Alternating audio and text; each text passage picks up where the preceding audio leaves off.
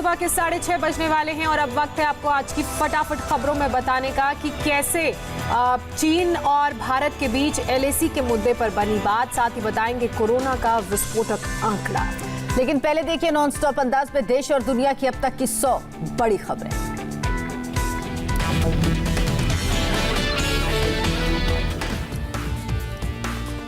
भारत और चीन के बीच तनाव कम करने के पहली बार बने आसार। दोनों देशों के विदेश मंत्रियों की मुलाकात के बाद बयान जारी। सीमा पर शांति बनाए रखने और तनाव बढ़ाने वाले कदम न उठाने पर बनी सहमति।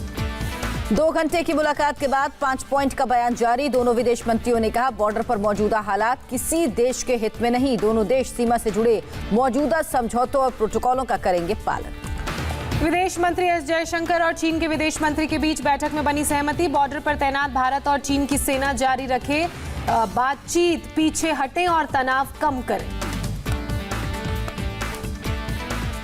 सूत्रों के मुताबिक बैठक के दौरान विदेश मंत्री एस जयशंकर ने कहा विवाद वाले इलाकों से तत्काल पीछे हटें सैनिक। पुरानी पोस्ट पर लौटने के बारे में सैन्य कमांडर्स लेंगे फैसला। एस जयशंकर ने चीन के विदेश मंत्री से कहा चीन बॉर्डर मैनेजमेंट से जुड़े सभी समझौते माने, एक तरफा हालात में नहीं करे बदलाव। एस जयशंकर ने एलएसी पर तोप के साथ चीनी सैनिकों की बड़ी संख्या में तैनाती पर जताई चिंता। 1993 और 96 के समझौतों के खिलाफ बताया, कहा सैन्य तैनाती को चीन ने नहीं दिया है विश्वसनीय जवाब। एस जयशंकर ने एलएसी पर तोप के साथ चीनी सैनिकों की बड़ी संख्या में तैनाती पर चिंता जाहिर की। 1993 और 1996 के समझौतों के खिलाफ बताया, कहा सैन्य तैनाती को चीन ने नहीं दी है विश्वसनीयता। भारत ने पूर्वी लद्दाख में फिंगर 4 के पास मजबूत की अपनी पोजीशन। रेजांगला से रेकिनला तक चोटियों पर किया है कब्जा। ताइवान का चीन पर बड़ा आरोप, कहा एक्सरसाइज के बहाने 2 दिन ताइवान की वायु सीमा में घुसे चीनी विमान, भड़काने वाली कार्रवाई करार दिया। पाकिस्तान की ओर से एलओसी पर फिर गोलीबारी। पुंछ के 5 सेक्टर्स में की फायरिंग। भारतीय सेना ने दिया मुंहतोड़ जवाब। बीएमसी की कार्रवाई के बाद पहली बार पाली हिल में अपने ऑफिस पहुंची कंगना रनौत। दफ्तर का मुआयना किया। अपने दफ्तर में तोड़फोड़ देख रुआंसी हुई कंगना। मात्र 5 मिनट बाद दफ्तर से वापस लौटी। कंगना ने कहा अब वो पाली हिल में टूटे हुए दफ्तर से ही करेंगे काम, मरम्मत के लिए पैसे नहीं। टूटा दफ्तर चुनौती देने की महिला की साहस का प्रतीक। बीएमसी ने कंगना के दफ्तर को बनाया कबाड़। दफ्तर के अंदर फर्नीचर को भी पूरी तरह तोड़ा। कंगना ने उद्धव ठाकरे पर तेज किया हमला। वंशवाद का उदाहरण बताया, कहा सम्मान खुद कमाना पड़ता है। कंगना ने उद्धव से पूछा कितनी आवाजें बंद करोगे? मेरी आवाज मेरे बाद 100 में फिर लाखों में गूंजेगी। कंगना ने ताजा विवाद में शरद पवार को भी लपेटा। कहा शरद पवार के पार्टनर से खरीदा था खार वाला मकान। शरद पवार ने कंगना के आरोप को मजाक में टाला। कहा काश कोई वो बिल्डिंग मेरे नाम करे। आरोप को किया खारिज। कंगना के खिलाफ मुंबई के 2 थानों में शिकायत दर्ज। उद्धव को तू संबोधित करने पर शिकायत। ऑफिस में तोड़फोड़ के खिलाफ कंगना की याचिका पर बॉम्बे हाई कोर्ट में 22 सितंबर तक टली सुनवाई। कंगना को 14 सितंबर और बीएमसी को 18 सितंबर तक देना होगा जवाब। कंगना पर शिवसेना जारी रखेगी आक्रामक रुख। कांग्रेस एनसीपी के दबाव में नहीं झुकेगी। शिवसेना प्रवक्ता संजय राउत का कंगना के मुद्दे पर बोलने से इनकार। कहा चैप्टर इज ओवर। बीएमसी से पूछने को कहा। एनसीपी नेता नवाब मलिक का कंगना पर चुटकी। कहा बीजेपी में अनुपम खेर की जगह लेना चाहती हैं। कंगना के बंगले में तोड़फोड़ पर गवर्नर भगत सिंह कोश्यारी ने मांगा जवाब। केंद्र को देंगे रिपोर्ट। कांग्रेस की पार्टी नेताओं को निर्देश, कंगना के खिलाफ बयान न दे नेता। कंगना रनौत से मिले केंद्रीय मंत्री रामदास अठावले। कहा मुंबई सबकी डरने की जरूरत नहीं। कंगना की मां ने कहा मेरा पूरा परिवार था कांग्रेसी। कंगना को बीजेपी से मिली मदद। अमित शाह का जताया आभार। कंगना के समर्थन में खुलकर आई बीजेपी। मेयर को चिट्ठी लिखकर हाउस बुलाने की मांग की। हिमाचल के कई शहरों में कंगना के समर्थन में प्रदर्शन। महिलाओं ने रैली निकाली। उद्धव ठाकरे का पुतला फूंका। हिमाचल के मुख्यमंत्री जयराम ठाकुर ने कहा राज्य की बेटी का अपमान नहीं करेंगे बर्दाश्त। राजनीतिक बदले की भावना से की गई। हिमाचल बीजेपी महिला मोर्चा की अध्यक्ष ने प्रियंका पर उतारा गुस्सा। शिमला में प्रियंका के बंगले को तोड़ने की धमकी दी। रिया और शौविक की जमानत अर्जी पर आज फैसला सुनाएगा कोर्ट। कल फैसला सुरक्षित रखा था। रिया के वकील सतीश मान शिंदे की कोर्ट में दलील। कहा रिया के पास कोई ड्रग्स नहीं मिला। जांच एजेंसी ने जब बुलाया तब आई। एनसीबी के वकील की कोर्ट में दलील, जमानत मिलने पर जांच को प्रभावित कर सकती हैं रिया। एनसीबी के सामने रिया के भाई शौविक चक्रवर्ती का कबूलनामा, सुशांत के लिए मैरिजुआना और हैशेस मंगाने की बात मानी। शौविक ने कहा, बहन रिया ने बताया था सुशांत दिन में 4 से 5 बार ड्रग्स लेते थे। अप्रैल में सेवल भिरंडा और दीपेश सावंत ने मुझसे किया था संपर्क। शौविक ने कहा, बहन रिया ने बताया था कि पश्चिम बंगाल कांग्रेस अध्यक्ष अधीर रंजन चौधरी रिया के समर्थन में सामने आए। बंगाली ब्राह्मण बताया, कहा बिना जांच दोषी ठहराया गया। पीएम मोदी आज स्कूली शिक्षा पर कॉन्क्लेव को करेंगे संबोधित। 2 दिन का होगा कॉन्क्लेव। पीएम मोदी 12 सितंबर को 2.25 लाख घरों का शुभारंभ करेंगे। मध्य प्रदेश में प्रधानमंत्री आवास योजना के तहत बनाए गए हैं मकान।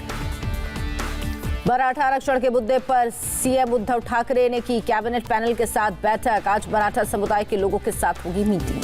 बिहार विधानसभा चुनाव से पहले आरजेडी को बड़ा झटका। सीनियर नेता रघुवंश प्रसाद सिंह ने पार्टी से दिया इस्तीफा। एम्स में भर्ती रघुवंश प्रसाद सिंह ने हाथ से चिट्ठी लिखकर लालू यादव को भेजी। कहा 32 साल से साथ थे, अब नहीं। रघुवंश को लालू यादव ने भी हाथ से लिखी चिट्ठी पार्टी में बने रहने को कहा। बोले आप कहीं नहीं जा रहे, मिलकर करेंगे बात। आज 2 दिन के लिए बिहार जाएंगे बीजेपी अध्यक्ष जेपी नड्डा। नीतीश कुमार से हो सकती है मुलाकात। चुनाव में सीट बंटवारे को लेकर हो सकती है बात। 14 सितंबर से शुरू हो रहे संसद में मॉनसून सत्र में बदला सा दिखेगा नजारा। 2 सीटों के बीच लगाई गई प्लास्टिक शीट। लोकसभा में 257 लोकसभा सांसद बैठेंगे। 172 सांसदों के गैलरी में बैठने का इंतजाम। 60 सांसद राज्यसभा और 51 गैलरी में बैठेंगे। लोकसभा स्पीकर के मुताबिक संसद में कार्यवाही के दौरान कम से कम कागज का होगा इस्तेमाल। डिजिटल तरीके से होगा कामकाज। आरजेडी सांसद मनोज झा होंगे राज्यसभा में उपसभापति पद के लिए। विपक्ष के साझा उम्मीदवार आज करेंगे नामांकन। हरियाणा के कुरुक्षेत्र में नेशनल हाईवे जाम कर रहे किसानों की पुलिस वालों से झड़प। पुलिस ने लाठीचार्ज कर हाईवे से हटाया। भारतीय किसान यूनियन समेत कई किसान संगठनों ने रैली निकाली। केंद्र के 3 कृषि अध्यादेशों को बताया किसान विरोधी। कांग्रेस नेता रणदीप सिंह सुरजेवाला ने हरियाणा सरकार पर साधा निशाना। कहा खट्टर दुष्यंत चौटाला की जोड़ी का नाम इतिहास में दुर्दांत शासकों के तौर पर लिखा जाएगा। अयोध्या में राम मंदिर के लिए मिले दान में ठगी। क्लोन चेक के जरिए निकाले 6 लाख रुपए। ठगों ने तीसरे क्लोन चेक को भी बैंक में जमा किया था। श्री राम जन्मभूमि निर्माण क्षेत्र ट्रस्ट ने दर्ज कराई एफआईआर। प्रयागराज में बाहुबली अतीक अहमद के 2 और दफ्तरों की कुर्की जब्ती। करबला इलाके में दफ्तर थे। पुलिस ने गैंगस्टर एक्ट के तहत कार्रवाई की। भ्रष्टाचार के आरोप में सस्पेंड प्रयागराज और महोबा के एसएसपी पर सीएम योगी आदित्यनाथ। सख्त संपत्तियों की जांच विजिलेंस विभाग से कराने का आदेश। वायुसेना के बेड़े में आधिकारिक रूप से शामिल हुआ राफेल। अंबाला के एयरफोर्स एयरबेस स्टेशन पर समारोह। वाटर कैनन से दी गई सलामी। अंबाला एयरबेस पर इंडक्शन सेरेमनी के दौरान एयर शो। आसमान में राफेल विमानों ने दिखाया करतब। सुखोई विमानों में हुई एयर शो की शुरुआत। राफेल के साथ तेजस जगुआर विमान भी आसमान में खूब गरजे।